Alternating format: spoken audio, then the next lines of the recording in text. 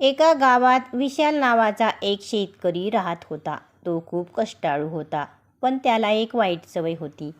तो खूप पटकन रागवायचा. बैल हळू चालले, पाऊस उशिरा झाला, कोणी चुकून काही बोललं की विशाल लगेच संतापायचा. त्याच्या रागामुळे घरात नेहमी तणाव असायचा. बायको घाबरलेली, मुलं शांत आणि शेजारी त्याच्याशी बोलायलाही कचरायचे. एके दिवशी गावात एक साधू आला. गावकऱ्यांनी सांगितलं, बाबा, आमच्या गावात एक माणूस आहे. तो खूप चांगला आहे, पण रागामुळे सगळं बिघडवत आहे. साधूने विशालला भेटायचं ठरवलं. साधू म्हणाला, तुला मी एक काम देतो. जेव्हा जेव्हा तुला राग येईल तेव्हा या पिशवीतून एक खिळा काढून घरामागच्या झाडात ठोक. पहिल्या दिवशी विशालने 25 खिळे ठोकले. दुसऱ्या दिवशी 18. हळूहळू त्याला लक्षात आलं की तो खूप वेळा रागवत आहे.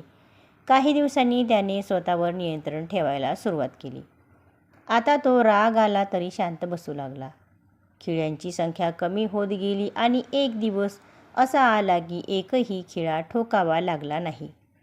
तो आनंदाने साधूकडे गेला. साधू म्हणाला, आता ज्या दिवशी तू रागावर पूर्ण ताबा ठेवशील त्या दिवशी एक खिळा झाडातून काढ. असं करत करत काही दिवसांनी झाडातून सगळे खिळे काढले गेले. साधू विशालला झाडाजवळ घेऊन गेला आणि म्हणाला, पहा, खिळे काढलेस, पण झाडावरच्या खुणा अजूनही आहेत. तसंच रागात बोललेले शब्द माणसाच्या मनावर कायमच्या जखमा करतात. हे ऐकून विशालच्या डोळ्यात पाणी आलं. त्या दिवसापासून तो बोलण्याआधी विचार करू लागला.